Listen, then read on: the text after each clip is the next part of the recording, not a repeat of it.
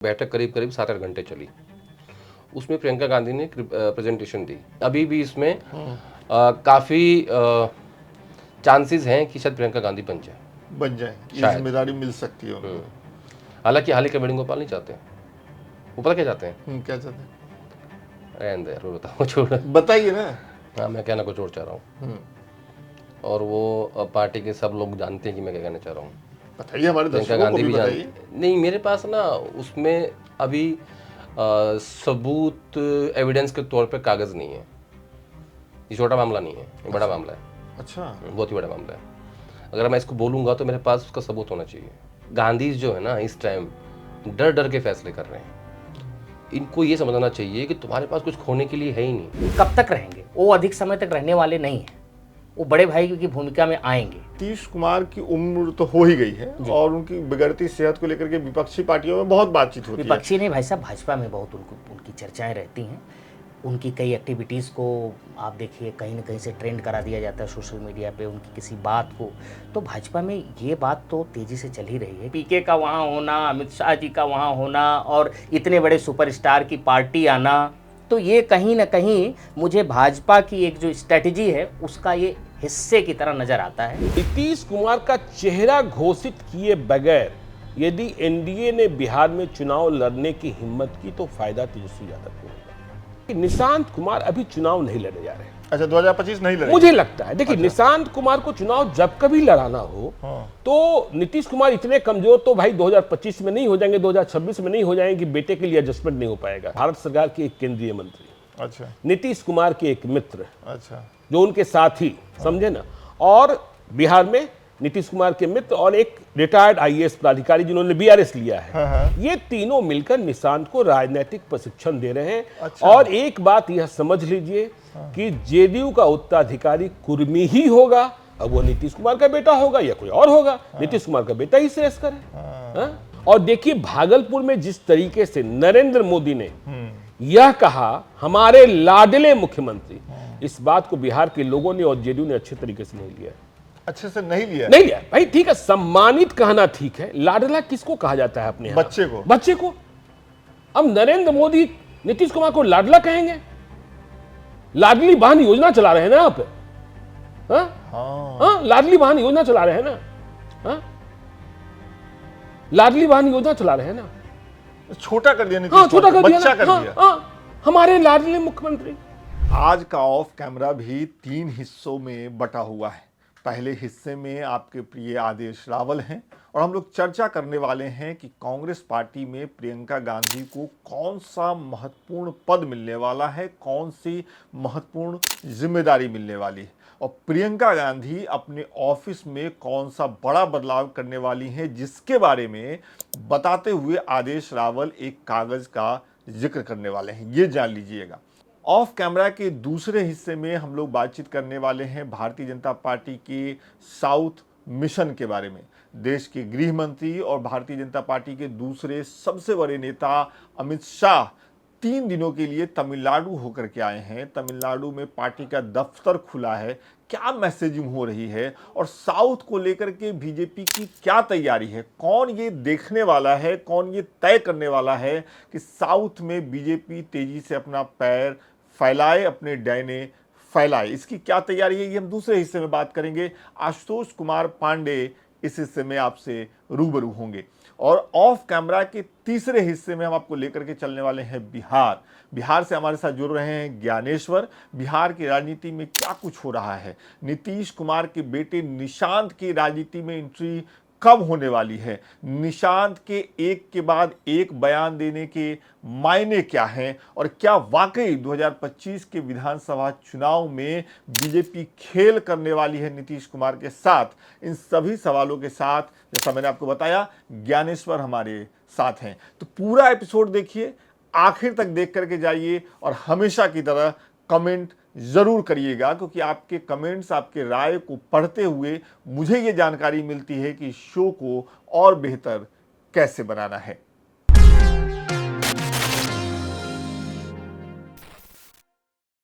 कैसे सर? बहुत बढ़िया। आप कैसे हैं? मैं भी ठीक हूँ। मुझे याद आ रहा है एक जर्नलिस्ट की किताब में पढ़ रहा था, तो बता रहे थे कि अरुण जेटली, स्वर्गीय अरुण जेटली के यहाँ एक बैठक चल रही थी पत्रकारों की, और उन्होंने कुछ कोड वर्ड में कुछ कहा, तो एक नाम लिया कोड वर्ड में, और उसमें से एक जर्नलिस्ट जो थी उन्होंने सवाल पूछ लिया कि कौन, तो अरुण जेटली ने कहा कि पहली बार आई है, मुझे लग रहा है ऐसा होता है क्या, मतलब कोड वर्ड में बात? जैसे अरुण जेटली की तो क्लास होती थी कि वो सबको इकट्ठा बिठा के ब्रीफ करते थे और उनके अपने कोड वर्ड्स होते थे, और मतलब वो जो जर्नलिस्ट बीजेपी कवर करते हैं उनके लिए वो बड़ी अच्छी क्लास थी। इन्फॉर्मेशन सब रहती थी कि क्या होने वाला है, क्या हो रहा है, इसका मतलब क्या है, सरकार अब आगे क्या करेगी, पार्टी अब क्या करेगी, उसका बड़ा फ़ायदा होता था। लेकिन जब से जेटली जी गए हैं, जब से उनका देहांत हुआ है, कोई ऐसी कोई क्लास नहीं होती मतलब बीजेपी में, या ऐसा कोई नेता नहीं जो बिठा के बात करता हो, ब्रीफ करता हो। तो वहाँ ना वन साइड कम्युनिकेशन बहुत ज़्यादा है, ये मैंने ऑब्जर्व किया है। हाँ। हालांकि वो आजकल कांग्रेस पार्टी में भी हो गया है। अच्छा। हाँ, यहाँ पे भी कोई ऐसा नहीं है कि कोई कम्युनिकेशन के हेड आपको बिठा के ब्रीफ करते हो या डीब्रीफिंग होती हो, या संगठन महासचिव आपसे बात करते हो। जैसे पहले क्या था, जनार्दन द्विवेदी संगठन महासचिव होते थे, तो वो रोज़ अपने कमरे में बैठते थे, जर्नलिस्ट जाते थे उनके पास, बैठते थे, उनसे बात करते थे, और वो बताते थे कि भाई क्या इसका मतलब क्या है, पार्टी ने ऐसा क्यों किया, और पार्टी ऐसा क्यों करने वाली है, आगे का रोड मैप क्या है, बेलगावी में वर्किंग कमेटी इसका मतलब क्या है, अहमदाबाद में सेशन हो रहा है इसका मतलब क्या है। तो वो चीज़ लैक कर रही है कांग्रेस पार्टी के अंदर भी, यानी दोनों राष्ट्रीय पार्टियों में इंफॉर्मेशन का फ्लो नहीं है, संवाद टूट गया है, संवादहीनता हो गई है। संवादहीनता हो गई है, इसका बेहतर शब्द ये है। अच्छा। तो मतलब मुझे ऐसा लगता है कि संवाद होना बहुत ज़रूरी है किसी भी पॉलिटिकल पार्टी के लिए। लेकिन मुझे ऐसा लग रहा है कि दोनों पार्टियां पत्रकारों से दूरी ही बनाना चाह रही हैं, क्योंकि बीजेपी के बारे में मैं ये सुन रहा हूं कि उनका जो मुख्यालय है दिल्ली में, उसके सामने एक दूसरा ऑफिस बनाया जा रहा है। उन बीजेपी कवर करने वाले बीट के पत्रकारों को उसी ऑफिस में रोका जाएगा, मतलब मुख्य ऑफिस में वो जा भी नहीं सकते, ऐसा मैं सुन रहा हूँ। कांग्रेस ने जो अभी नया मुख्यालय अपना बनाया, उसमें आप ही ने जानकारी दी कि जो बीट कवर करने वाले पत्रकार हैं उनको भी अंदर नहीं ले गए। वो तो ये संवादहीनता, जिस दिन इनॉग्रेशन हुआ था ऑफिस का, हाँ। उस दिन इन्होंने मीडिया को उससे दूर रखा, और उसको लेके मैंने काफ़ी कुछ लिखा भी था, आपको याद भी है, हमारे दर्शकों को हमने बताया भी था कि क्या हुआ। तो बेसिकली जब देश की सबसे बड़ी पार्टी, और कहते हैं कि सबसे बड़ी पार्टी, विश्व की सबसे बड़ी पार्टी है बीजेपी, जब उसका काम चल सकता है जर्नलिस्टों को बिना कुछ जानकारी दिए, तो फिर कांग्रेस पार्टी उसको फॉलो कर रही है। कौन राजनीतिक पार्टी चाहेगी कि उनकी चीज़ें बाहर आए? निंदक नियारे डाकिए कौन चाहेगा? वो चाहते हैं सिर्फ हमारे बारे में अच्छी बातें हो, पॉजिटिव बातें हो। अरे जो पॉजिटिव बातें होती है वो खबर नहीं होती, वो पीआर होता है। आप अपनी आलोचना को सहना सीखिए, हो सकता है उसमें आपका भला हो जाए। सही बात है। आप और हम इंटरव्यू करते हैं हर हफ्ते, हमारे दर्शक हमें कहते हैं कि भैया ये ठीक नहीं था, कईयों ने कहा कि मेरे अंदर एरोगेंस है, कईयों ने कहा कि भाई ये कईयों ने कहा कि तुम बहुत टोकते हो आदेश रावल को, तो दुनिया भर की चीजें। उससे हमने चीज़ों को ठीक किया, बिल्कुल, या कोशिश की करने की। यहाँ क्या चाह रहे हैं पॉलिटिकल पार्टीज और नेता आजकल कि हमारी आलोचना ना हो, बस हमारे गुणगान करो, है ना, सुबह लेके बैठ जाओ, इनके कीर्तन करो, बस वो चाहिए इनको। और ये वैसा ही मीडिया चाहते हैं अब, ये तो दिखता है। चलिए शुरू करते हैं, मुद्दों पे आते हैं थोड़े। अच्छा, अभी शुरू नहीं होता क्या? नहीं, शुरुआत हो चुकी थी, अब मुद्दों पे आते हैं। शुरुआत तो बहुत पहले हो चुका है और दर्शकों को मजा भी आ रहा है। प्रियंका गांधी की कांग्रेस अध्यक्ष से 2 बार मीटिंग हो चुकी है, ऐसा आपने पोस्ट में लिखा। क्या चल रहा है, क्या पक रहा है इन मीटिंगों में? कुछ दिन पहले जनरल सेक्रेटरीज की मीटिंग हुई नए कांग्रेस पार्टी के इंदिरा भवन में, जिसका नाम इंदिरा भवन है, वहाँ पे, और वो बैठक करीब 7-8 घंटे चली। उसमें प्रियंका गांधी ने प्रेजेंटेशन दी कि इलेक्शन कैसे लड़ना चाहिए। खास तौर पर क्या हुआ था, उदयपुर में इलेक्शन डिपार्टमेंट बनाने की बात हुई थी, और ये कहा था कि हम लोग बीजेपी से चुनाव लड़ने के तरीके में हार जाते हैं, जैसे वो लोग चुनाव लड़ते हैं ऐसा हमारे पास कोई सिस्टम नहीं है। तो ये तय हुआ कि ठीक है, आप एक इलेक्शन डिपार्टमेंट सिस्टम हम बनाएंगे, हालांकि वो अभी तक बन नहीं पाया है। तो हो क्या गया है कि खड़गे साहब भी चाहते हैं कि प्रियंका गांधी इलेक्शन डिपार्टमेंट की हेड बने। क्यों चाहते हैं? क्योंकि आज की डेट में जितनी पार्टी को चलाने की जो पावर्स हैं सारी की सारी वो वेणुगोपाल के पास हैं। वेणुगोपाल चाहते हैं कि इलेक्शन डिपार्टमेंट उनके अंडर बने, यानी संगठन के अंडर बने वो, ठीक है, समझ गया। तो प्रियंका गांधी अगर बनेंगी तो अंडर नहीं बन सकती, कोई और बनेगा तो वो भी उनके बेसिकली क्या है, आवश्यकता है कि पैरेलल क्रिएट करना चाहिए। क्यों? कारण बताता हूँ आपको। जी जी। कांग्रेस पार्टी 3 लोकसभा चुनाव हार चुकी है, हाँ। ठीक है, और राज्यों की गिनती नहीं है। इसमें दिक्कत ये हो रही है कि गांधी परिवार जो है, गांधी परिवार के सामने 2021 के आखिर में एक ग्रुप बना जिसका नाम था G23, और उसने ये कहा कि भाई हमें भी पार्टी के काम करने के तरीके में, जहाँ पार्टी के फैसले होते हैं उसमें शामिल किया जाए। बेसिकली वो फैमिली के खिलाफ एक विद्रोह था, ठीक है, क्योंकि आप चुनाव हार रहे थे, चुनाव जिता नहीं पा रहे थे। मोदी के खिलाफ कोई कुछ क्यों नहीं बोल पाता? क्योंकि वो चुनाव जिता रहे हैं, रिजल्ट दे रहे हैं। गांधी जो हैं अभी कांग्रेस पार्टी के लिए वोट नहीं जुटा पा रहे हैं, ठीक है। आज इनको ये आवश्यकता है कि कम से कम ये एक ऐसा डिपार्टमेंट हेड करें, गांधी परिवार में से कोई एक सदस्य है, जहां इनको जनता से सीधा फीडबैक मिले। इनके पास कोई सीधा फीडबैक नहीं आ रहा है कि ज़मीन पे क्या हो रहा है। इनको बताया गया कि आप हरियाणा जीत रहे हो, रिजल्ट क्या आया? इनको बताया गया कि नहीं महाराष्ट्र में अच्छा करेगी MVA, रिजल्ट क्या आया? दिल्ली में हम बेहतर करेंगे, हम लोग 12% 15% वोट टच करेंगे, 6 पे रुक गए। तो आज इनको ही आवश्यकता है कि आने वाले समय में, अभी भी 5 साल लोकसभा चुनाव में है, कि आप कम से कम कुछ राज्यों के चुनाव जीतो, ताकि आप लोगों का पार्टी के ऊपर कंट्रोल बना रहे। नहीं तो पहले G23 बना था, आगे कोई 46 बन जाएगा। या मतलब अगर आप रिजल्ट नहीं देंगे ना, अगर आपके पास डायरेक्ट फीडबैक नहीं आएगा, तो आपके खिलाफ आगे चल के आपका पार्टी से कंट्रोल कमजोर हो जाएगा। बिल्कुल, इसको इस तरीके से देखा जाए कि एक नेतृत्व है और वो अगर नहीं सफल हो रहा तो उसको बदलने की बातें होंगी। तो अगर प्रियंका गांधी इसकी हेड बन जाती है इलेक्शन हाँ, डिपार्टमेंट की, ठीक डिपार्टमेंट की, है, हाँ। तो ये एक पैरेलल डिपार्टमेंट बनेगा जो GSO संगठन महासचिव के बराबर होगा, और ये पावर्स जो हैं ये जगह ये बट जाएंगी, जो पार्टी के हित में होगी, जो कांग्रेस पार्टी के नेताओं कार्यकर्ताओं के हित में होगी, ताकि उनको अपनी बात कहने का एक अवसर मिल सकेगा, एक प्लेटफॉर्म मिल सकेगा।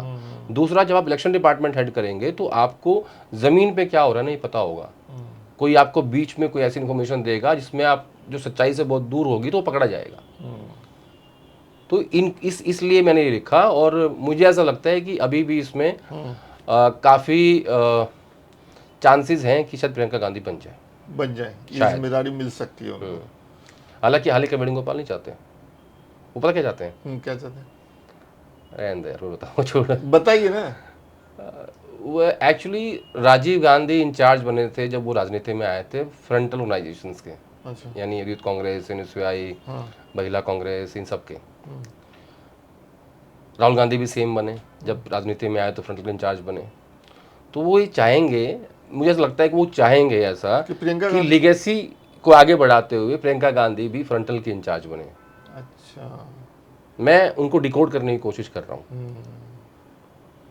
क्योंकि अगर वो इलेक्शन डिपार्टमेंट की हेड बन जाएंगी तो वो एक पैरेलल डिपार्टमेंट बन जाएगा, जिससे GSO की पावर कम हो और जाएगी इनकी ताकतें कम होंगी। हाँ, ताकतें कम हो जाएंगी, और यही चीज़ खड़गे साहब भी चाहते हैं। वो चाहते हैं कि ऐसा हो, और इसीलिए इसीलिए नहीं चाहते कि ऐसा हो। क्यों, वो क्यों चाहेंगे? मतलब कोई भी व्यक्ति क्यों चाहेगा मेरी पावर कम हो? अगर आप और मैं बात कर रहे हैं और मैं एक आपसे बड़ा ओहदे में बड़ा हूँ, तो मैं नहीं चाहूंगा मेरी पावर कम हो। बिल्कुल। तो कोई गलत नहीं कर रहे हैं वेणुगोपाल, वो अपनी राजनीति अपने हिसाब से कर रहे हैं। लेकिन खड़गे साहब जरूर चाहेंगे, और प्रियंका गांधी भी चाहेंगी कि एक पैरेलल सिस्टम खड़ा हो पार्टी के अंदर, क्योंकि बहुत ज्यादा अंदर जो है ना घुटन हो रखी है सिस्टम के अंदर। अच्छा, एक दूसरा पोस्ट आपने किया प्रियंका गांधी को लेकर के। आपने एक पोस्ट किया जिसमें आपने कहा कि प्रियंका गांधी जो है वो अपना दफ्तर ठीक कर रही हैं, व्यवस्थित कर रही हैं, काश ऐसा संगठन के तौर पे भी, संगठन में भी करें वो। मेरे 2 सवाल हैं। एक, जो आपने लिखा उसको शब्दशः लिया जाए या कभी उसके माध्यम से कुछ और कहना चाह रहे हैं? क्योंकि मैंने रिप्लाई देखे उस पोस्ट पे, लोग उसको शब्दशः ले रहे हैं कि ये क्या बात हुई, वो अपना दफ्तर ठीक कर रही हैं तो ये कौन सी बड़ी बात हो गई, ये क्यों पोस्ट कर रहे हैं आदेश रावल। तो मुझे ऐसा लगा शायद आप कहना कुछ और चाह रहे हैं, पहले तो इसको क्लियर करिए। हाँ, मैं कहना कुछ और चाह रहा हूँ, और वो पार्टी के सब लोग जानते हैं कि मैं क्या कहना चाह रहा हूँ। बताइए, हमारे प्रियंका दर्शकों को गांधी भी भी बताइए। नहीं, मेरे पास ना उसमें अभी सबूत एविडेंस के तौर पे कागज नहीं है। ये छोटा मामला नहीं है, ये बड़ा मामला है। अच्छा। बहुत ही बड़ा मामला है। अगर मैं इसको बोलूंगा तो मेरे पास उसका सबूत होना चाहिए, मेरे पास उसका एविडेंस होना चाहिए। इतना बड़ा मामला है? इतना बड़ा मामला है। उनके दफ्तर के लोगों को ऊपर काफ़ी चीज़ें हैं, लेकिन मैं इसलिए नहीं बोल रहा हूँ उसको कि मेरे पास एविडेंस नहीं है, और मैं हमेशा उस चीज़ पे हाथ डालता हूँ जिसका मेरे पास सबूत होता है। और काफ़ी लोगों को वहाँ से हटा भी दिया गया है। जो प्रियंका गांधी का अपना दफ्तर है, काफ़ी लोगों को उसकी वहाँ बात से हम कर हटा रहे भी दिया गया है। और मैं कहूँगा कि एक ठीक ठाक जांच चल रही है। काफ़ी बड़ा मामला है। दिल्ली के एक उसके इलाके में उसके बेसमेंट से चलता है उनका ऑफिस, यहाँ से तो नहीं चलता, यहाँ वो रहती हैं या यहाँ लुटियन से तो नहीं नहीं नहीं, चलता। ऑफिस यहीं से चलता है 10 जनपद से ही। अच्छा, तो जो भी सिस्टम के लोग थे उसमें से काफ़ी को सफाई चल रही है, वहाँ सफाई अभियान चल रहा है।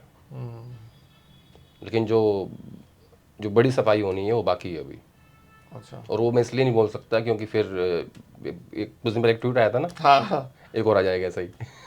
चलिए मैं उसमें आपको नहीं फंसाऊंगा, लेकिन मेरा सवाल ये आदेश जी, बतौर पत्रकार मैं आपसे ये जानना चाहता हूँ कि कांग्रेस पार्टी को लेकर के जो आपने लिखा कि काश संगठन में भी ऐसा ही हो, ये काश लगा करके कांग्रेस से कब तक बात करनी पड़ेगी? इसका इसका कब कांग्रेस हाँ, इस स्थिति, क्योंकि संगठन में इसलिए मैं पूछा, सॉरी सॉरी, इसलिए मैं बोलो। क्लियर कर दूं, इसलिए मैं पूछ रहा हूँ क्योंकि आप ही के ट्वीट के नीचे जो मैंने कमेंट देखे मुझे ऐसा लगा कि ज्यादातर लोग कांग्रेस के कार्यकर्ता हैं, स्टेट में है, कहीं है, और वो एक उम्मीद से कमेंट कर रहे हैं कि ये कब तक चलेगा, कब तक चलेगा। तो मैं आपसे समझना चाहता हूँ कि लीडरशिप क्या इस बात को समझ रहा है कि उसके कार्यकर्ता जो थोड़े बहुत बचे हैं वो भी फेडअप हो रहे हैं? लीडरशिप जो है ना टाइम पास कर रही है। उनको लगता है कि ये टाइम कट जाएगा और फिर से जो है हम वापस सत्ता में आ जाएंगे, लेकिन ऐसा नहीं है। ये जो बीजेपी है ना, ये अडवाणी और अटल जी की बीजेपी नहीं है, ये बहुत डिफरेंट बीजेपी है। इन्होंने अपने 20 साल की फ्यूचर लीडरशिप तय कर दी है। वो योगी आदित्यनाथ भी हैं, वो देवेंद्र फडणवीस भी हैं, वो अमित शाह भी हैं, वो धर्मेंद्र प्रधान भी हैं, वो भूपेंद्र यादव भी हैं। ठीक है, लाइन लगी हुई है, लाइन लगी है, उनके पास लीडरशिप पूरी है। इधर क्या है, इधर इनको ही लग रहा है कि नहीं, मैं जैसे मैंने पहले भी कहा था एक बार कि इनको लग रहा है कि खांसी है, टीबी है, खांसी नहीं है। मैंने पहले कही थी ये बात आपके हाँ शो हाँ में। बोलिए, हमारी शो में। हाँ, तो ये इस बात को मानने के लिए राजी नहीं है कि दिक्कत ज़्यादा है। इसलिए मैंने कहा कि जो मैंने लिखा ना संगठन को लेके, वो मेरा इशारा प्रियंका गांधी के इलेक्शन डिपार्टमेंट के हेड बनने की तरफ था कि वो उसको एक्सेप्ट करें और वो आगे बढ़ के कहें कि नहीं, मैं मुझे बनना है और मैं देखूंगी इसको। उसकी आवश्यकता है आज की डेट में। अगर ये नहीं करेंगे ऐसा, तो आने वाले टाइम में इनका पार्टी से जो कंट्रोल है वो धीरे धीरे वो ग्रिप जो है ना कमजोर हो जाएगी। अब एक समय आएगा कि छूट भी जाएगा वो ग्रिप। अगर आप रिजल्ट नहीं दे पाओगे तो छूट ही जाएगा। भाई आपको एक कंपनी का सीईओ बनाया है, साइरस मिस्त्री को लाए थे ना, हाँ, रतन टाटा, क्या हुआ? डिलीवर नहीं हुई, हटा दिया। बिल्कुल। जिस दिन मोदी रिजल्ट नहीं दे पाएंगे उस दिन मुझे लगता है बीजेपी के अंदर से आवाज उठेगी और संघ भी कहेगा भैया हो गया वो, चलो आप।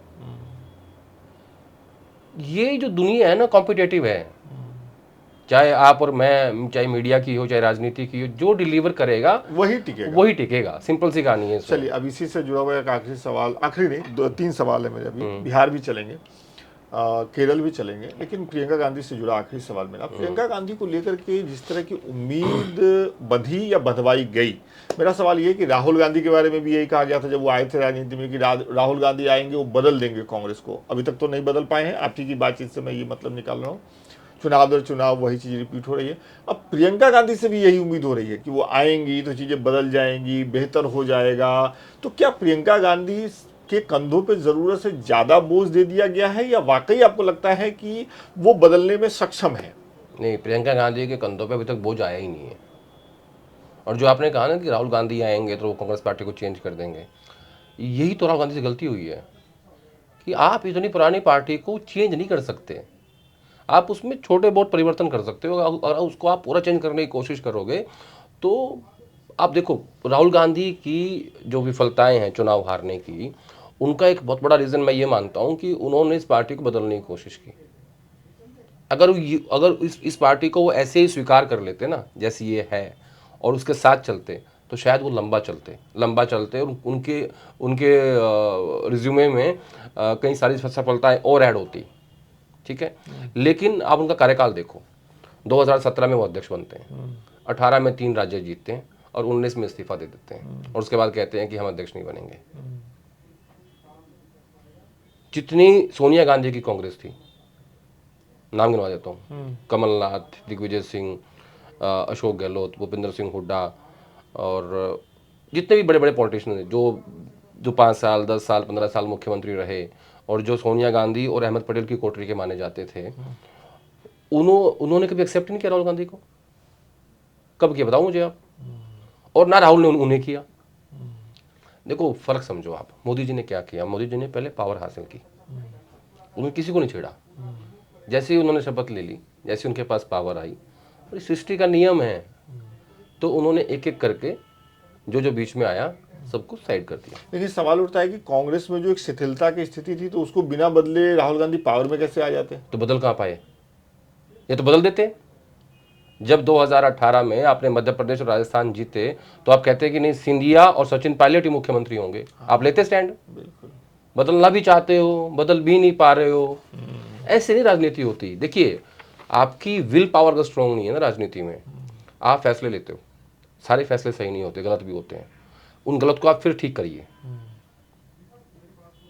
आप उस टाइम कहते कि नहीं हमें कांग्रेस पार्टी चेंज करनी है और मुझे नई लीडरशिप डेवलप करनी है पार्टी के अंदर, और मुझे संदेश देना है कि नहीं ये युवाओं की पार्टी है। नहीं बना पाए आप हार गए कमलनाथ के आगे और गहलोत साहब के आगे। ठीक है, फिर क्या हुआ? फिर आपने कहा कि गहलोत साहब तो इतने नज़दीकी हैं हमारे, उनको तो हम बनाएंगे राष्ट्रीय अध्यक्ष। क्या किया गहलोत साहब ने? क्या कहते थे? मेरा इस्तीफा सोनिया जी के पास रखा हुआ है, जब वो चाहेंगे तो ले लेंगे, तो मंजूर कर देंगे। और जब मांगा हाँ। तो क्या हुआ? होगी बगावत। जी। आज अगर वो इंसिडेंट नहीं हुआ होता तो आज संगठन महासचिव के सबसे बड़े दावेदार अशोक गहलोत थे। तो गांधी जो है ना इस टाइम डर डर के फैसले कर रहे हैं। इनको ये समझना चाहिए कि तुम्हारे पास कुछ खोने के लिए है ही नहीं, तुम सब कुछ खो चुके हो राजनीतिक रूप से।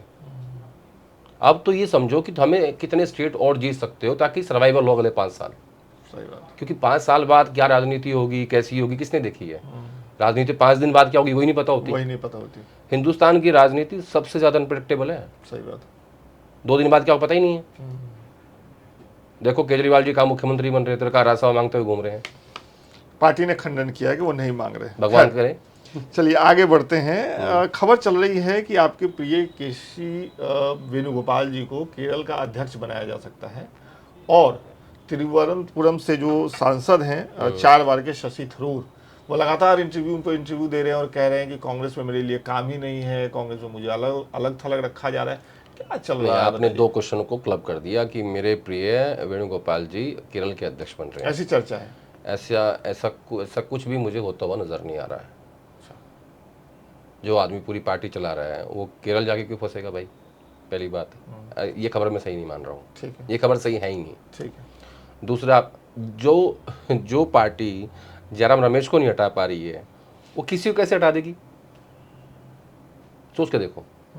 इसका जवाब पहले वाले का ये हुआ। दूसरा, आपने कहा कि थरूर साहब पॉपुलर नेता हैं अर्बन वोटर्स में, अपने कॉन्स्टिट्यूंसी में तो बहुत ही पॉपुलर है। 4 बार के सांसद हो गए, पूरे देश में पॉपुलर 1 घंटा, हाँ बताऊंगा उस पर आऊँगा।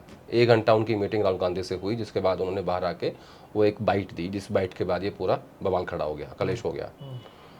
थरूर साहब जो है ना पॉपुलर तो हैं, लेकिन वो उसको पार्टी के वोट में कन्वर्ट नहीं कर सकते।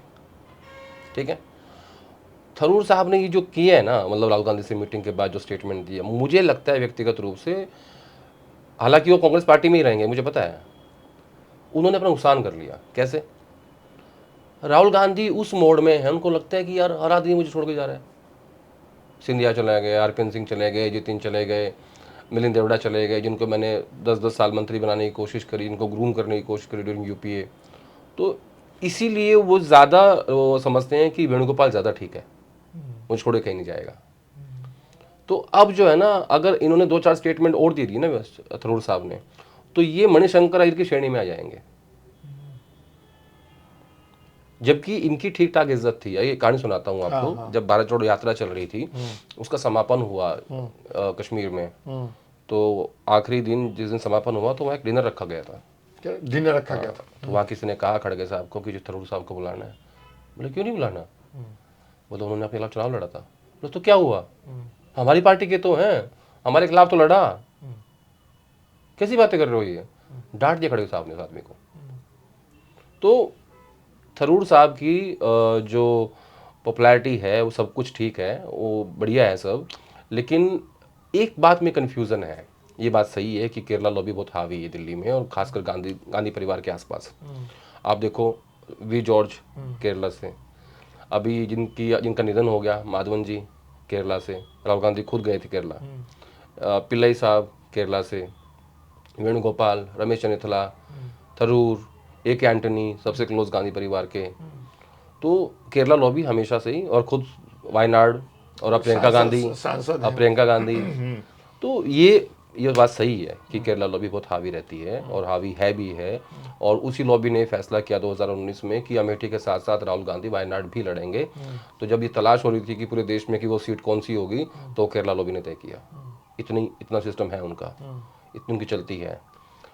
अब खबरें चल रही हैं कि उनको सीएम बनना है। कहाँ का? शशि थरूर को, केरला का। दरअसल बात वो नहीं है, बात है वो वर्किंग कमेटी में है। वो ये चाहते हैं कि मुझे भी मान सम्मान दो, जो उनको मिल नहीं पा रहा है। क्यों? वही केरला लॉबी जो पूरी पार्टी के फैसले कर रही है, ये उससे मान सम्मान चाहते हैं। फिर बात वहीं आ जाएगी घूम के, जहाँ मैं लाना नहीं चाहता। समझ गया मैं। हाँ, बात वहीं घूम के आ जाएगी। दिक्कत वहाँ है। लेकिन सवाल ये उठता है कि शशि थरूर जैसा नेता अपने लिए मान सम्मान की मांग कर रहा है। शशि थरूर जैसा नेता ये कह रहा है कि मुझे संसद में बड़े मौकों पे बोलने नहीं दिया जाता है। इसके बाद राहुल गांधी से मीटिंग भी होती है, फिर भी वो नेता संतुष्ट नहीं होता। इसका क्या मतलब? मैं बताता हूँ संसद के बोलने की बात बताता हूँ। बहुत सारे सांसदों की ये शिकायत है कि उनको मौका नहीं मिल रहा है, या बहुत सारे सांसदों में और शशि थरूर में थोड़ा अंतर फर्क है। मैं मानता हूँ वो इंटेलिजेंट आदमी है, कोई इसमें कोई मतलब जितने वो पढ़े लिखे हैं, जितने इंटेलिजेंट है, जो उनकी नॉलेज है, जो उनको समझ है चीज़ों की, हम लोग उसके बारे में सोच भी नहीं सकते। ठीक है, वो एक ऐसा एसेट है जिसका इस्तेमाल होना चाहिए, और कांग्रेस पार्टी को करना चाहिए। वहाँ इन्होंने क्या किया इस बार कि पहले क्या होता था, 5, 7, 10 वक्ता होते थे, उनको बुलवाते थे। अब राहुल गांधी कह रहे हैं कि सबको बुलवाओ, एक को नहीं। 23-24 तो बोल चुके हैं ऑलरेडी संसद में अभी तक, जब से नई संसद बनी है। तो अब वहाँ उनका नंबर लेट आ रहा है। अब वो फैसला कौन करता है? फिर वही केरला लॉबी। तो वो उसको डिले कर देंगे। उनका नंबर अगर 5 नंबर पे आना चाहिए था, वो आएगा 40 नंबर पे। तो फ्रस्ट्रेटेड। तो किसी इंसान को कैसे परेशान करना है, उसमें उसका पेशेंस चेक करना होता है। अब वो कहेंगे साहब ने कहा था हम सबको बुलवाना है, मैं सबको बुलवा रहा हूँ। ये है समस्या। समझ में आई ना? हाँ, मुझे समझ में आई, लेकिन मैं अभी पूरी नहीं आई। नहीं, मैं अभी भी ये नहीं समझने के लिए तैयार हूँ कि अगर शशि थरूर जैसा नेता परेशान है तो लीडरशिप क्या कर रहा है?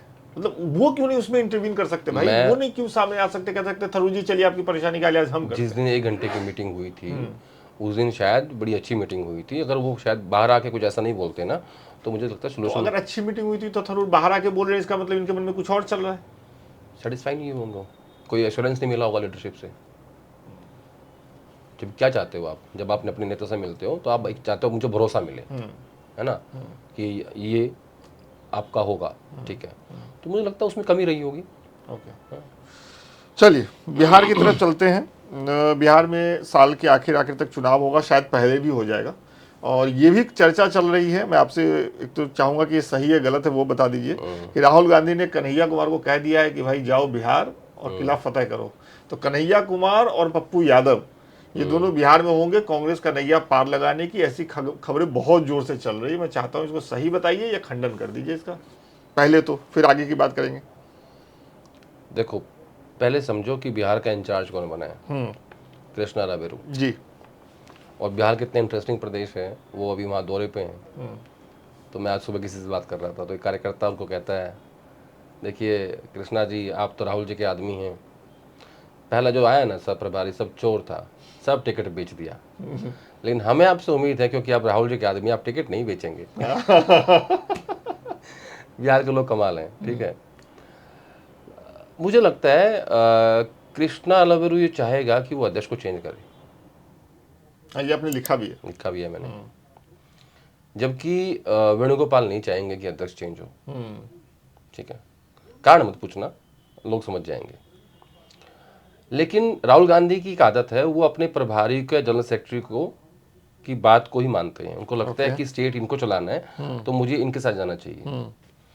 तो कृष्णा ये नहीं चाहेंगे कि अखिलेश प्रसाद सिंह जैसा पावरफुल, जो जिनकी पैठ सिर्फ कांग्रेस पार्टी में नहीं बाकी पार्टियों में भी है, और बिजनेसमैन भी हैं, रिसोर्सफुल हैं, वो उनके हिसाब से नहीं चलेंगे। तो उनको क्या चाहिए?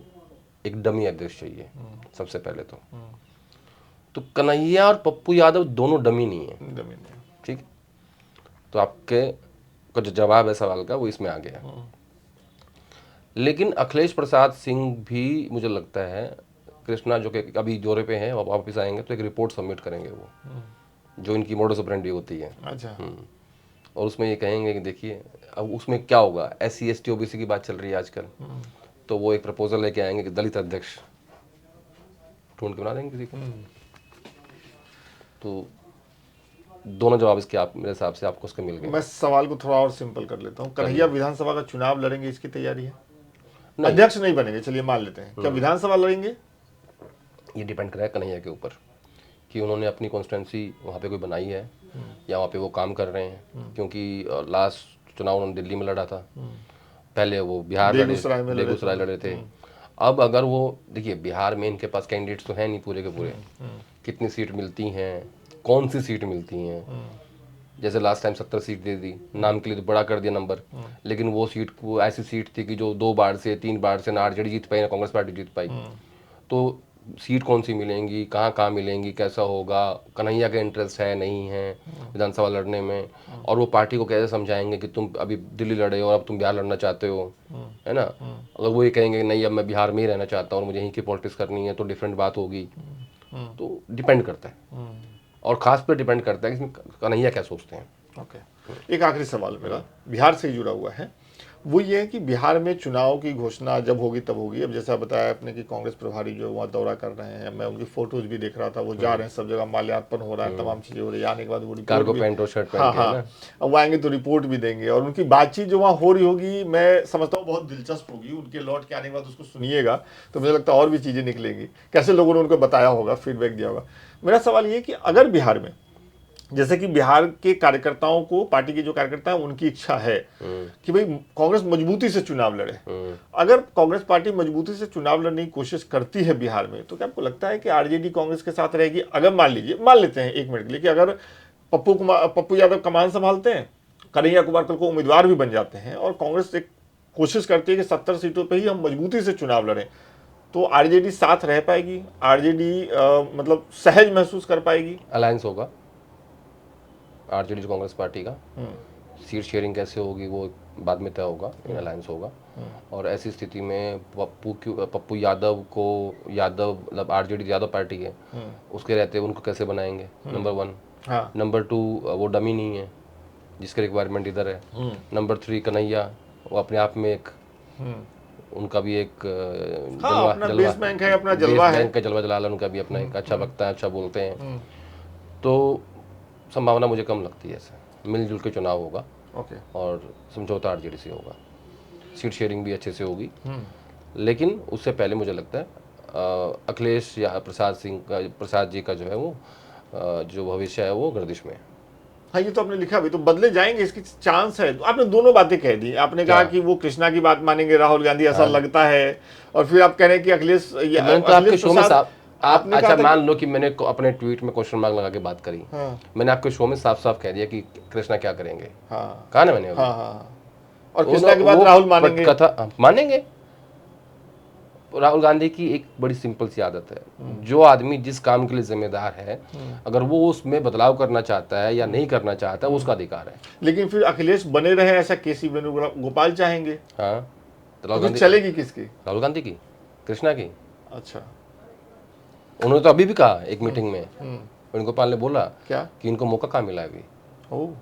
हाँ, कैसे हैं उस्तोष जी? बहुत बढ़िया, आप बताएं। ऑफ कैमरा के एक और एपिसोड में आपका स्वागत है। बहुत बहुत आपको धन्यवाद, और दर्शकों को बहुत बहुत आभार। दर्शकों का मुझे कहिए, सुना, दर्शकों का धन्यवाद कहिए, क्योंकि मैं कमेंट्स पढ़ रहा था आपको लेकर के, जो आप पिछले एपिसोड में आपने कहा था, लेकिन इस एपिसोड में आप देखिए कि जो कमेंट्स आपके लिए आए हैं उसमें ये चीजें आ रही हैं कि नहीं बढ़िया आशुतोष जा रहे हैं। नहीं, मैं बिल्कुल सीखता रहूँगा आपसे भी और उनसे भी, और जो मेरे पास रहेगा, देखिए वो दर्शक भी जानते हैं कि भाजपा से कुछ निकालना बड़ा टफ काम तो है। पहले दिन बोल दिए तो जो रहेगा वो हम लोग बात करेंगे। लेकिन ऑफ कैमरा में जब हम आते हैं तो कुछ ना कुछ निकाल के तो लाते हैं। नहीं, मुझे पता है आज भी आपके पास है दर्शकों के लिए कुछ ना कुछ, है ना? बिल्कुल। तो सबसे पहले बिहार से चर्चा शुरू करते हैं। बिहार में मंत्रिमंडल का विस्तार हुआ है जी, और जो 7 मंत्री बनाए गए हैं वो बीजेपी के ही खेमे से बनाए गए हैं। ठीक है, लिहाजा सुबुगा हटतेज हो गई है।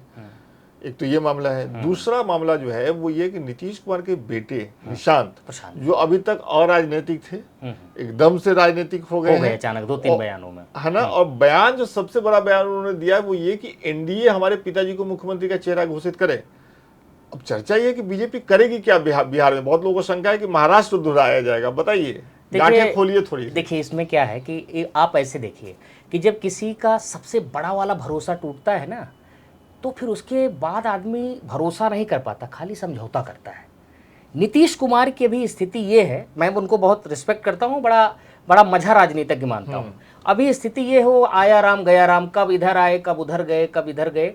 ऐसे में उनका जो कोर पार्टी है वो भी, और खुद नीतीश कुमार भी ये महसूस कर रहे हैं, मेरे को ऐसा लग रहा है कि पार्टी को एक नई लीडरशिप दी जाए। अब पार्टी में उनके भी लोगों ने कहा कि भाई आपको बेटे को लाना चाहिए, अब तो बैनर पोस्टर उनके नाम पर लग गए हैं। ऐसे में मुझे लगता है कि नीतीश कुमार बिल्कुल जैसे पासवान फैमिली, पासवान जी ने सेफ खेला था, वैसे खेल कर हो सकता है अपने बेटे को स्थापित भी कर दें। और बेटे ने जिस तरीके से आपने कहा दबाव बनाया और राजनीतिक बात की, पहली बार, मैंने शायद पहली बार सुना है, मैंने भी, उससे मुझे लग रहा है कि कुछ न कुछ दाल में काला है। भाजपा की ये बात तो जरूर मान गए हैं, लेकिन बेटे की नैया जो है भाजपा को पार करना पड़ेगा। कल मैं किसी से बात कर रहा था आशुतोष, और उन्होंने, जो कि बहुत अच्छे जानकार हैं, नीतीश की राजनीति को बहुत लंबे समय से देख रहे हैं, मुझे लगता है 2010-11 में उनके साथ जब मैं नया रिपोर्टर था तो उनके नीतीश के आवास पे गया था, हमने नीतीश का इंटरव्यू किया था एक मैगजीन के लिए।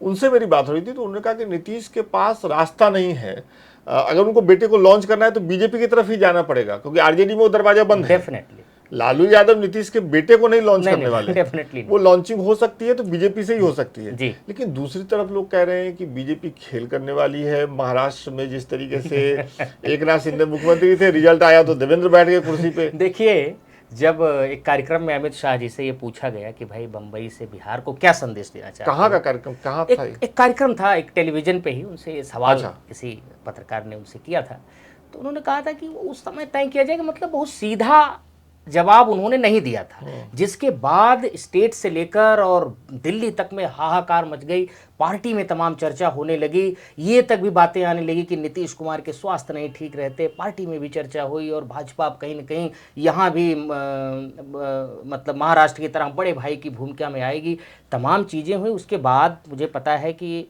भाजपा के और जेडीयू के नेता सामने बैठे और बाकायदे दिल्ली में बैठक हुई और बात की गई कि भाई एक लाइन ले लो, बिहार में अगर आपको हमारे साथ लड़ना है तो हमारा नेता नीतीश कुमार रहेगा। जिसके बाद फिर शायद भाजपा आलाकमान ने अपनी लाइन बदली और फिर उन्होंने एक बार दोहराया, लेकिन संकेत तो उन्होंने वो दे दिया था। अब आप वहाँ का भी पैटर्न देख लीजिए, बड़े भाई होके छोटे भाई बन जाते हैं, फिर छोटे भाई अचानक बड़े भाई हो सकते हैं। तो राजनीति में कुछ असंभव नहीं है, लेकिन आपको पता है कि नीतीश कुमार को लेकर चलना अभी भाजपा की एक मजबूरी कह सकते हैं, राजनीतिक मजबूरी है। बीजेपी वो छटपटाहट तो होगी ही, कब तक छोटे भाई बने नहीं, कब तक रहेंगे वो, अधिक समय तक रहने वाले नहीं है। वो बड़े भाई की भूमिका में आएंगे, विस्तार उनको चाहिए। ये उनकी एक तरीके से आप देखिए तो पैटर्न बनता जा रहा है महाराष्ट्र के से, अगर आप तुलना करेंगे, है ना। यही स्थिति आप देखिए पंजाब में भी एक समय में हुई थी, छोटे मियाँ बड़े मियाँ वाली लड़ाई चल रही थी कि हम आगे चले जाएं, वो आगे चले जाएं, है ना। तो इसमें वो पंजाब वाली गलती तो नहीं करेंगे, ये समय का इंतजार करेंगे। हो सकता है 5 साल का इंतजार करना पड़े, लेकिन बड़ी भूमिका, बड़ी भाई की भूमिका में बिहार में भी वो आएंगे जरूर, ये तय है। ये तय है। तो इस सेंट्रल लीडरशिप को ये भी पता है, क्या जानकारी होगी और इस पर भी चर्चा होती होगी कभी बैठकों में, बातचीत में, कि भाई बिहार में गुटबाजी बहुत है बीजेपी में और ये एक समस्या है बीजेपी की, जो बाकी जगहों पे कम दिखती है लेकिन बिहार में थोड़ी ज्यादा दिखती है। कई नेता दिखते हैं बिहार में, बीजेपी के एक नेता नहीं दिखते हैं जो पूरे पैन बिहार के नेता हो। दरअसल बिहार कभी भी भाजपा में ऐसा नहीं रहा कि चर्चा का विषय ना रहो, घूम घुमा के बिहार में आ ही जाता है, क्योंकि वही नेता शाम में नीतीश कुमार को कुछ कह रहा होता है, वही जो है गुणगान करने लगता है, वही नीतीश कुमार। आपने परिस्थितियां देखिए, मोदी जी को मतलब उल्टा सीधा कहते हैं और कुछ समय बाद मोदी जी उनको लाडला कहते हैं। तो चर्चा में तो बिहार हमेशा भाजपा में रहा है और रहेगा, लेकिन अब सही समय वो कौन सा होगा इसको लेकर अभी पार्टी के पदाधिकारियों में, मतलब जब बिहार की पॉलिटिक्स की चर्चा होती है ना भाजपा में, तो चेहरे पर मुस्कुराहट आ जाती है। अच्छा, तिरछी वाली तिरछी मुस्कुराहट वाली। कि उससे लगे कि अंदर कुछ हो रहा है, अंदर कुछ चल रहा है लेकिन बाहर नहीं निकल तावड़े जी वहाँ के काफी हाँ। पावरफुल पोजीशन में रहे। आप जब बिहार का नाम लो ना तो बड़े जोर से मुस्कुराते हैं, मतलब वो एक अजीब सी उनकी हंसी होती है और मतलब अजीब मुस्कुरा उठते हैं। तो मेरे मतलब उनकी मुस्कुराहट का मतलब ये होता है कि बिहार को समझना भैया मेरे बस की भी कम ही है, ऐसा। अच्छा, एक आखिरी सवाल। बिहार में नीतीश कुमार की उम्र तो हो ही गई है और उनकी बिगड़ती सेहत को लेकर के विपक्षी पार्टियों में बहुत बातचीत होती है। विपक्षी नहीं भाई साहब, भाजपा में बहुत उनकी चर्चाएं रहती हैं। उनकी कई एक्टिविटीज़ को आप देखिए कहीं ना कहीं से ट्रेंड करा दिया जाता है सोशल मीडिया पे, उनकी किसी बात को। तो भाजपा में ये बात तो तेज़ी से चल ही रही है कि आफ्टर नीतीश हो कौन करेगा, क्या करेगा, तो इसको लेकर चर्चा है। लेकिन चूंकि ये सहयोगी दल हैं तो इनका कोई बड़ा नेता कुछ इस तरीके की बात नहीं कह सकता। लेकिन चर्चा तो इस बात की है उनके स्वास्थ्य को लेकर, उनके स्वास्थ्य के बाद के विकल्प को लेकर। शायद उनके बेटे उसी के एक तरीके से उसी क्रम में देखा जाए, क्रम में उनको देखे आते जा हुए। रहे हैं, हाँ। लेकिन ये आपकी बात से मैं ये मतलब निकालूं कि बीजेपी अंदर खाने उनकी खराब स्वास्थ्य को थोड़ी हवा दे रही है, मतलब देने की कोशिश होती है, ट्रेंड करवाना, बाकी चीज आप कह रहे हैं। अब और मैं ये सोशल नहीं मीडिया पे कहूंगा, भारतीय लेकिन जनता पार्टी से बड़ा तो कोई है हाँ, नहीं। ये मैं नहीं कहूंगा, लेकिन मुझे ऐसा लगता है कि कहीं ना कहीं इस चीज की बात तो होती है कि उनका स्वास्थ्य, भाई स्वास्थ्य और ये वो, तो कहीं ना कहीं दिमाग में तो उनके है ही, है ना। क्योंकि उसके बाद तो फिर यही बड़े नेता होंगे, वहाँ के बड़े भाई वही होंगे। बिल्कुल, जो भी लालू परिवार से लड़ना होगा वो उनकी इन्हीं से लड़ाई होगी। बिल्कुल। तो ये बात तो है। चलिए, बिहार से सीधा चलते हैं तमिलनाडु। ओह, अमित शाह 3 दिन के तमिलनाडु यात्रा पर गए। बिल्कुल। पार्टी दफ्तर का शिलान्यास हुआ, उद्घाटन हुआ और अमित शाह ने एक रैली में कहा, मैं देख रहा था, पहले तो उन्होंने तमिलनाडु में भाषण न देने के लिए माफी मांगी। भाषा को लेकर तमिल वहाँ भाषा। आंदोलन हो चल रहा है, जी, वो एक जी। अलग बात है। जी। दूसरा उन्होंने कहा कि 2026 में हम सरकार बनाएंगे, इसके लिए काम करना है। क्या है तमिलनाडु की नीति बीजेपी की? अमित शाह एक्टिव दिख रहे हैं, थोड़ा बताइए अंदर की बात, साउथ को लेकर के क्या चल रहा है। इसके लिए मैं 2 कहानियां बताऊंगा। Please please please. हाँ, क्या है कि जब लोकसभा चुनाव के बाद जब स्टेट वाइज सबके समीक्षा चल रही थी भाजपा में, 400 पार का मिशन एक तरीके से फेल हुआ। दक्षिण में भी लोकसभा चुनाव के बाद की बात है। हाँ, लोकसभा चुनाव के बाद की जो समीक्षा भाजपा में थी, तो जो आंकड़े थे मतलब उसके इर्द गिर्द भी नहीं ये जा पाए।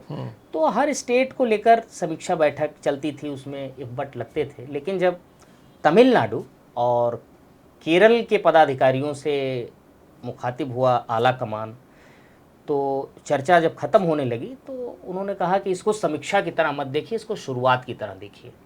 निशाना उनका सीधा 2026 का था और उसमें भी ये बात कही गई कि जिस तरीके से हमारा वोट प्रतिशत बढ़ा है तमिलनाडु में, केरल में हमारा खाता लोकसभा में खुला है, तो ये अच्छे संकेत हैं और हमको जो है अब पिछला हमारा क्या हुआ इसके बजाय हमें आगे क्या करना है उस पर काम करिए। और ये अमित शाह जी ने कहा। उसके बाद फिर उनका 3 दिवसीय प्रवास तमिलनाडु में लगना, ये एक कहानी हो गई। अब आप थोड़ा सा भाजपा और प्रधानमंत्री मोदी की भूमिका को थोड़ा पीछे चलते हैं। आप तहलका में भी रहे हैं जी।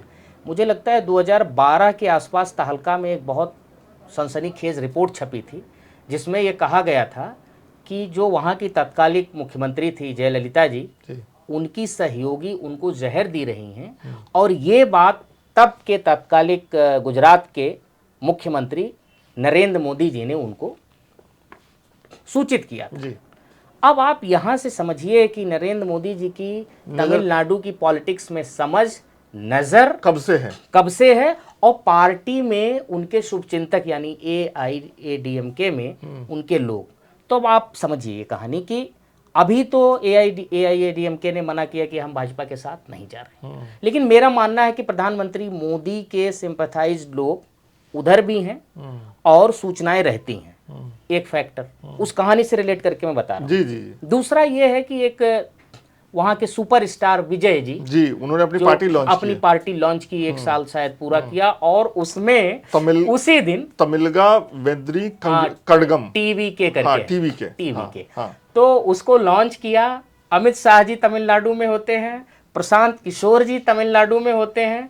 प्रशांत किशोर और अमित शाह के मधुर रिश्तों के बारे में बहुत कुछ लिखा पढ़ा जा चुका है। नीतीश कुमार ने कहा था मजे की बात ये है कि अमित शाह ने भेजा था इनको, हम रख लिए थे। तो अब वहां उनका जाना और उन्होंने स्वीकार किया कि भाई मैं अब इनका चुनावी कैंपेन देखूंगा।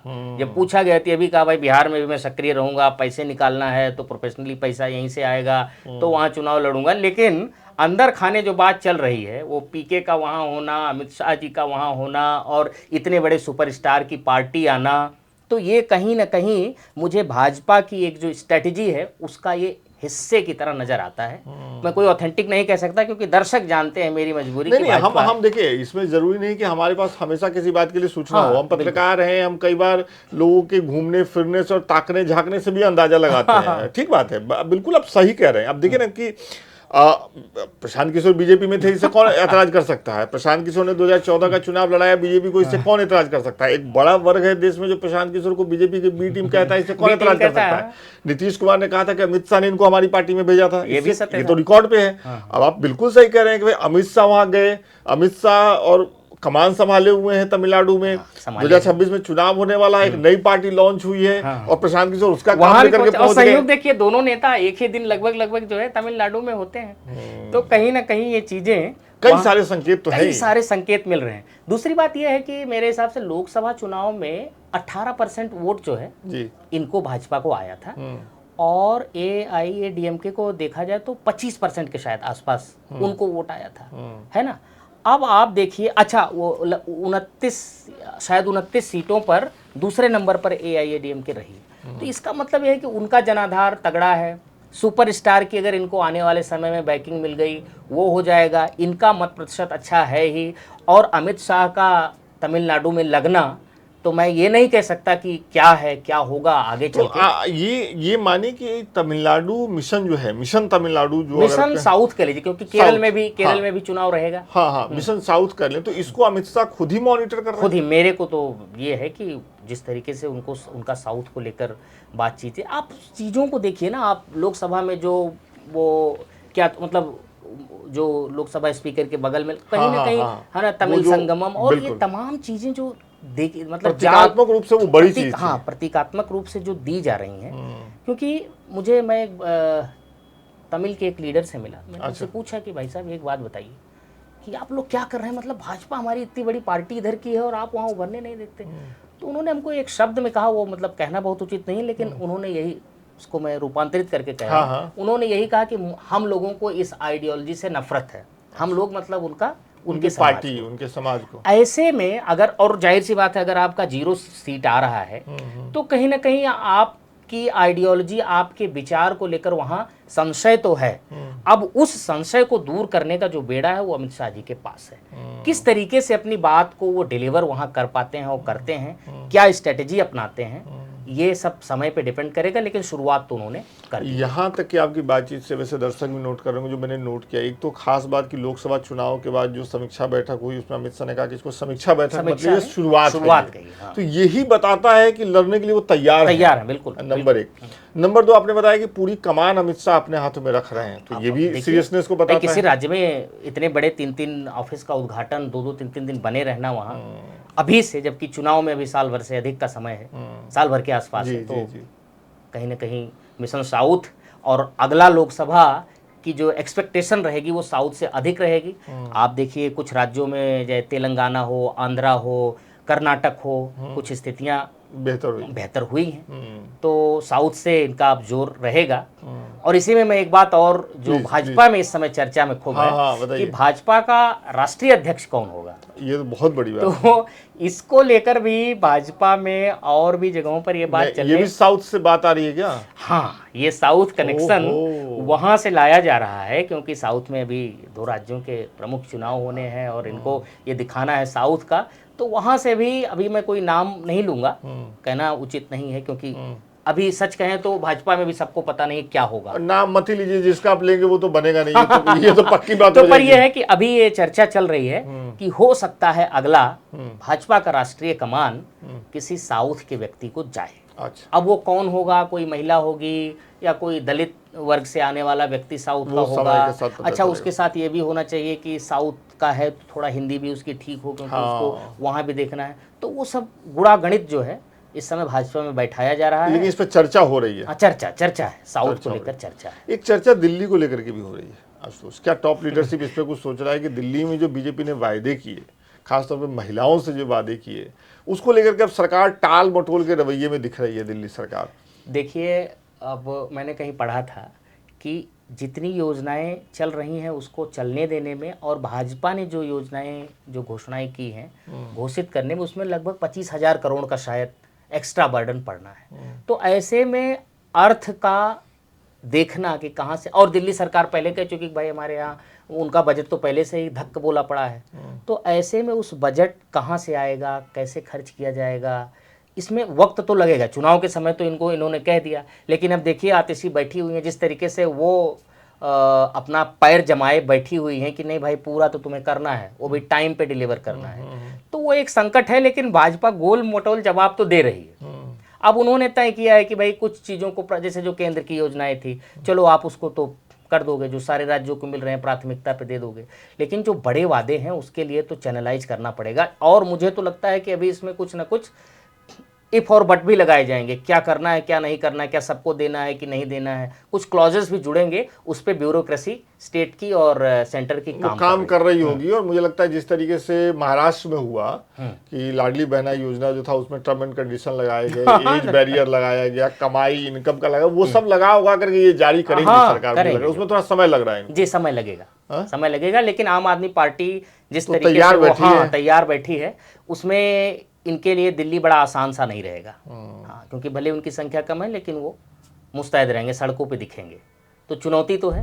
कैसे हैं सर? ऑफ कैमरा में एक बार फिर आपका स्वागत है। बहुत बढ़िया है विकास भाई, जब दिल्ली आते हैं तो आपकी मुलाकात होती है हमारी, बिल्कुल, और हमारे दर्शक भी आपसे मिल लेते हैं। क्या बात है। तो आप दिल्ली में हैं, लेकिन नजरें बिहार पर टिकी हुई हैं। बिल्कुल, इतनी हलचल तेज हो गई अचानक से दिल्ली का चुनाव होते ही कि समझ नहीं आ रहा कि चुनाव अभी होना है कि साल के आखिर में होना है। नहीं देखिए विकास जी, चुनाव तो अब लगता है कि साल के आखिर में ही होना है, लेकिन चूंकि 2025 में चुनाव सिर्फ बिहार का चुनाव है, और बिहार दिल्ली नहीं है, बिहार झारखंड नहीं है, बिहार देश का रास्ता है। इसलिए बिहार के चुनाव पर पूरे देश की निगाह, और बिहार में क्या होगा नहीं होगा, एनडीए किस तरीके से लड़ेगा, इंडिया ब्लॉक किस तरीके से लड़ेगा, नीतीश कुमार की सेहत कैसी रहेगी, यह बड़ा सवाल है। लेकिन चुनाव अब समय पर होता ही दिख रहा है, पहले नहीं होगा। हाँ, पहले मुझे नहीं लगता है, क्योंकि अब संभावनाएं बहुत कम होती जा रही हैं। कि जो बातें हो रही थी कि भाई 3 मार्च को जब बजट आएगा तो ये जो मुफ्त की रेवड़ी है उसका ऐलान कर देंगे, तो उसका ऐलान करेंगे तो ठीक है, आप अप्रैल मई, आप 15 जून के पहले चुनाव कराना होगा।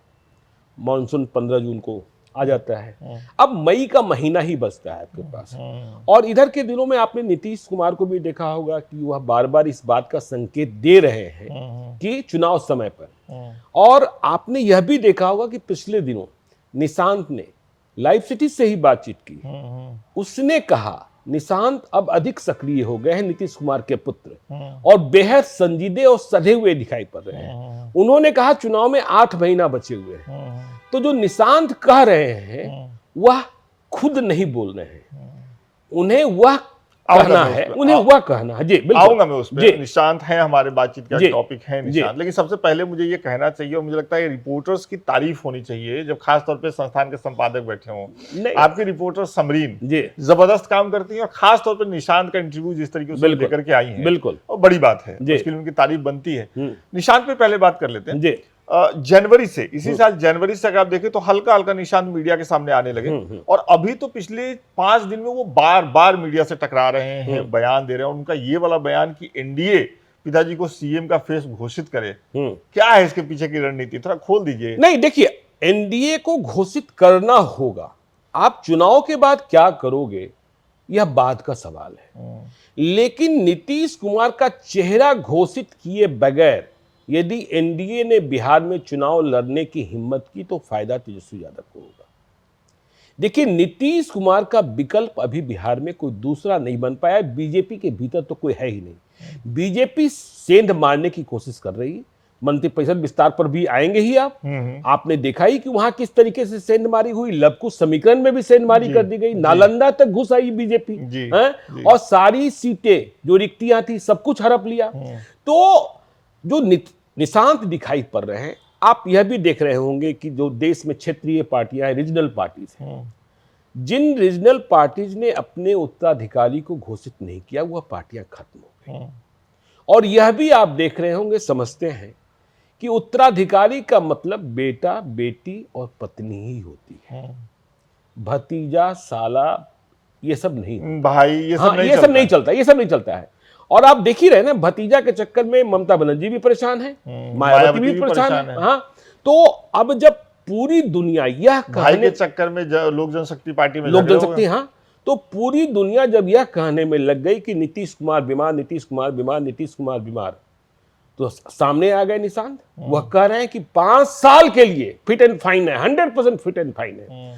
और निशांत का जो अवतरण है, जो आप कह रहे हैं पिछले 5 दिनों से या पिछले 1 महीना से, वह मेरे लिए भी चौंकाने वाला है। क्योंकि निशांत बिल्कुल नपे तुले शब्दों में राजनैतिक बयान दे रहे हैं और इस बात की गवाही दे रहे हैं कि पिछले कुछ महीनों में उनका राजनैतिक प्रशिक्षण हुआ है। पहले वे अध्यात्म की बात करते थे, अब वे यह नहीं कह रहे हैं कि राजनीति में कब आएंगे, यह नहीं कह रहे हैं कि शादी कब करेंगे, लेकिन बिहार को नीतीश कुमार की जरूरत है। और देखिए कितने सधे हुए हैं। लालू यादव के संबंध में जब सवाल पूछा समरीन ने, तो क्या कहा, वो मेरे पिता के, समझे ना, तो वो बिल्कुल सधे हुए। तो देखिए, मुझे ऐसा लगता है कि निशांत कुमार अभी चुनाव नहीं लड़ने जा रहे हैं। अच्छा, 2025 नहीं लड़ेंगे? मुझे लगता है, देखिए, निशांत कुमार को चुनाव जब कभी लड़ाना हो तो नीतीश कुमार इतने कमजोर तो भाई 2025 में नहीं हो जाएंगे, 2026 में नहीं हो जाएंगे कि बेटे के लिए एडजस्टमेंट नहीं हो पाएगा, ठीक है ना, नहीं हो सकता है। तो चुनाव के बाद जो स्थितियां और परिस्थितियां बनेगी, क्योंकि अभी चुनाव नीतीश कुमार के नाम पर होना है। अच्छा, और यदि निशांत को अभी ले आए राजनीति में, तो जिस परिवारवाद को लेकर हमला बोलते हैं, वह तो मामला बन जाएगा। हाँ, वो तो मामला खराब हो जाएगा ना, कि भाई आप कैसे कर सकते हो, आप तो लेके आ गए निशांत को। हाँ, तो निशांत का प्रशिक्षण अभी और जारी रहेगा, आगे बढ़ेगा। और निशांत में परिपक्वता, और निशांत देखिए चूंकि नीतीश कुमार के पुत्र हैं, मुझे जानकारी यह है कि भारत सरकार के एक केंद्रीय मंत्री, अच्छा, नीतीश कुमार के एक मित्र, अच्छा, जो उनके साथी, समझे ना, और बिहार में नीतीश कुमार के मित्र और एक रिटायर्ड आईएएस पदाधिकारी जिन्होंने बीआरएस लिया है, ये तीनों मिलकर निशांत को राजनीतिक प्रशिक्षण दे रहे हैं। अच्छा। और एक बात यह समझ लीजिए कि जेडीयू का उत्तराधिकारी कुर्मी ही होगा। अब वो नीतीश कुमार का बेटा होगा या कोई और होगा, नीतीश कुमार का बेटा ही श्रेष्ठ है। और देखिए, आपने वो वीडियो देखा, आपने कमेंट बॉक्स भी देखा होगा, बिल्कुल लोगों की अवधारणा ही बदल गई है। हाँ, ये मैं देख रहा हूँ कि बाकी मतलब निशांत को लेकर के एक अलग तरीके का भाव आ रहा है। जैसे दूसरे नेताओं के बाल बच्चे आते हैं तो थोड़ा सा होता है आलोचना, लेकिन इसमें मैं देख रहा हूँ कि हालांकि है तो ये भी परिवारवाद का ही आगे बढ़ना, बिल्कुल नैतिक तौर पर तो ये परिवारवाद ही है, लेकिन मैं निशांत को लेकर के जो ये एक भाव देख रहा हूँ कि हाँ आइए आपकी जरूरत है, पटना में पोस्टर भी लगे, हालांकि उनके नेताओं ने लगवाए। मैं आपसे पूछता हूँ कि क्या नीतीश कुमार के बेटे निशांत अगर राजनीति में आते हैं इस चुनाव में, नहीं चुनाव के बाद, तो नीतीश कुमार का जो इतिहास में योगदान है, एक समाजवादी नेता के तौर पे जिस पे भ्रष्टाचार का आरोप नहीं है, जिसने परिवार को कभी आने नहीं दिया, वो खत्म नहीं हो जाएगा? नीतीश कुमार की लेगेसी खत्म नहीं हो जाएगी? नहीं, नीतीश कुमार की लेगेसी पर बट्टा तो जरूर लगेगा, लेकिन आपने यह भी देखा होगा कि देखिए, हमने कहा इस चुनाव के बाद, ठीक है, आप कर्पूरी ठाकुर का उदाहरण ले सकते हैं कि भाई जब रामनाथ ठाकुर को उनके जीते जीत टिकट दिया जा रहा था तो उन्होंने कहा कि मना कर दिया, हाँ मैं चुनाव नहीं लड़ूंगा।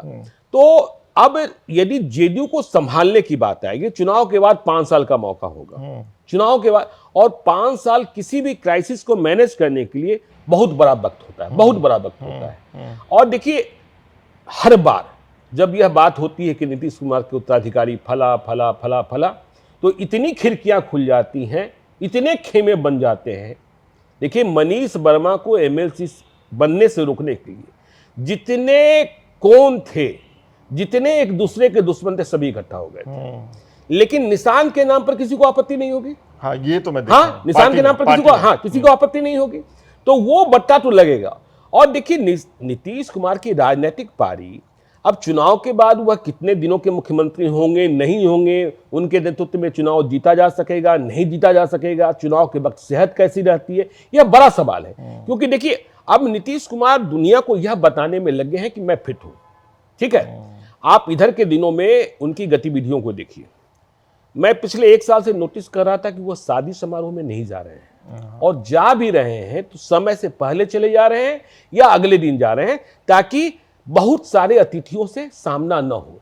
लेकिन अब वह जाना शुरू कर चुके हैं, तो इसका मतलब है कि वह अपने को फिट महसूस कर रहे हैं। और देखिए भागलपुर में जिस तरीके से नरेंद्र मोदी ने यह कहा, हमारे लाडले मुख्यमंत्री, इस बात को बिहार के लोगों ने और जेडीयू ने अच्छे तरीके से नहीं लिया। अच्छे से नहीं लिया भाई। ठीक है, सम्मानित कहना ठीक है, लाडला किसको कहा जाता है अपने यहाँ? बच्चे को। अब नरेंद्र मोदी नीतीश कुमार को लाडला कहेंगे? लाडली बहन योजना चला रहे हैं ना आप? लाडली बहन योजना चला रहे हैं ना? लाडली बहन योजना चला रहे हैं ना? छोटा कर दिया, छोटा कर दिया, बच्चा कर दिया। हमारे लाडले मुख्यमंत्री, याद है ना 2015 नीतीश कुमार के डीएनए? हाँ बिल्कुल याद है ना, याद है ना। हाँ तो फिर और इतनी बात समझ लीजिए, यदि नरेंद्र मोदी यह समझते हैं कि वह सबसे बड़े चाणक्य हैं, तो नीतीश कुमार की सेहत, मेंटल फिटनेस बिल्कुल यदि सलामत हो, तो वह नरेंद्र मोदी से भी निपटना जानते हैं, और 2015 में उन्होंने दिखाया है। अच्छा, नीतीश कुमार से इतर प्रशांत किशोर पदयात्रा की, उपचुनाव लड़े, अब चुनाव सर पे है और वो तमिलनाडु जाकर के एक नई पार्टी के लिए वहाँ काम करने वाले हैं। जिस सीरियसनेस की हमने बात की थी पिछले एपिसोड में कि प्रशांत किशोर पूरी गंभीरता से लगे रहेंगे कि नहीं बिहार में, आपको लग रहा है कि वो मतलब समय दे पाएंगे, वहाँ भी चुनाव लड़वा पाएंगे? यहाँ चुनाव है इतना बड़ा। तो देखिए मुझे ये लगता है कि प्रशांत किशोर की जिस तमिलनाडु यात्रा को लेकर आप चर्चा कर रहे हैं, कि वो तमिलनाडु अभी बिहार चुनाव के पहले नहीं जा रहे हैं। वो वहाँ उनके समारोह में शामिल होने के तुरंत बाद पटना लौट आए, और 27 तारीख को उन्होंने अपने कार्यकर्ताओं के साथ, संगठन के साथ बैठक की, क्योंकि उन्हें भी पता है कि यदि हम बिहार चुके, देखिए इस बात से हम सहमत हैं कि जो वो प्रारंभिक तौर पर कह रहे थे शुरुआत में कि 125 से कम सीटें आई तो प्रशांत किशोर की हार होगी, तो इस बार प्रशांत किशोर सत्ता की रेस में नंबर 1 नंबर 2 नहीं है, लेकिन प्रशांत किशोर फैक्टर होंगे नुकसान पहुंचाने वाले और लाभ पहुंचाने वाले। किसको ज्यादा नुकसान पहुंचाएंगे? जेडीयू को और आरजेडी को, जनता दल यूनाइटेड को और आरजेडी को। क्लियर है? हाँ एकदम बिल्कुल क्लियर है। और देखिए मैं इधर के दिनों में देख रहा हूं कि जो उनके साथ लोग जुड़ रहे हैं वो नई जमात के लोग हैं। मैं कई लोगों का इंटरव्यू भी कर रहा हूं, पढ़े लिखे लोग हैं। अब देखिए उनकी रणनीति भी बदल रही है, जैसे अब वो कह रहे हैं 40% नए लोगों को टिकट देंगे, तो 60% पुराने लोग आ सकते हैं। जब उन्होंने उपचुनाव लड़ा, उन्होंने यह देखा कि नहीं, बिहार की सरजमी अभी तैयार नहीं है जैसा वह सोचते हैं, लेकिन 10% मत, आपको याद होगा काशीराम जब पहली बार उपचुनाव लड़े थे जी, जब मायावती पहली बार उपचुनाव लड़ी थी, 6% मत आए थे, लेकिन उस 6% मत ने और 9% मत ने काशीराम और मायावती को, हाँ बिल्कुल, हाँ, तो 10% मत, 5% मत के आधार पर, 6% मत के आधार पर आप चिराग पासवान को देख रहे हैं। और इस बात को देखिए, मैं सारण के किसी नेता से मिल रहा था, बीजेपी के नेता है, वो कह रहे थे मुकाबला इतना नजदीकी है बीजेपी और मतलब इंडिया ब्लॉक और एनडीए में, जहां 5,000 10,000 वोट बहुत मायने रखता है। तो कहां किसको नुकसान पहुंच जाएगा? ऐसा नहीं है कि बीजेपी को नुकसान नहीं पहुंचेगा। अब यदि देखिए पटना के शहरी क्षेत्र में प्रशांत किशोर ने अपने उम्मीदवार उतार दिए और कुछ खेल दिया, तो किसको नुकसान पहुंचेगा? बीजेपी को भी नुकसान पहुंचेगा, लेकिन आरजेडी और जेडीयू को सबसे बड़ा नुकसान पहुंचने वाला है। और इस बात का एहसास जेडीयू को है, क्योंकि आप याद कीजिए कि जेडीयू इन दिनों प्रशांत किशोर पर ज्यादा हमलावर है, बीजेपी हमलावर नहीं है। बिल्कुल, वह आमदनी का हिसाब मांग रही है, ठीक है, अपना नहीं बता रही है कि उनके यहाँ जब इलेक्ट्रोल बॉन्ड आया था तो उनके यहाँ कोई फेक का चला आता है, उसे वो भुना लेते हैं। आपके यहाँ कोई फेक का चला आएगा, आप उसे भुना लीजिएगा, है? तो भाई देश की राजनीतिक पार्टियां कैसे चलती हैं यह तो सभी को पता है, यह तो सभी को पता है। तो लोगों को पता है इसके बारे में। हाँ, मोर और लेस तो आरजेडी जी तेजस्वी यादव ने घोषणा कर दी कि जो महिलाओं को कैश देने वाली बात है, पैसा देने वाली बात है, जो ऐसा लग रहा है कि भारतीय राजनीति में ट्रेंड की तरफ बन गया है। चुनाव जीतने का लोग मान चुके हैं, नेता मान चुके हैं कि ये सबसे अच्छा साधन है ना, कितना महिलाओं को देंगे, फ्री बिजली देंगे, तमाम चीजें देंगे।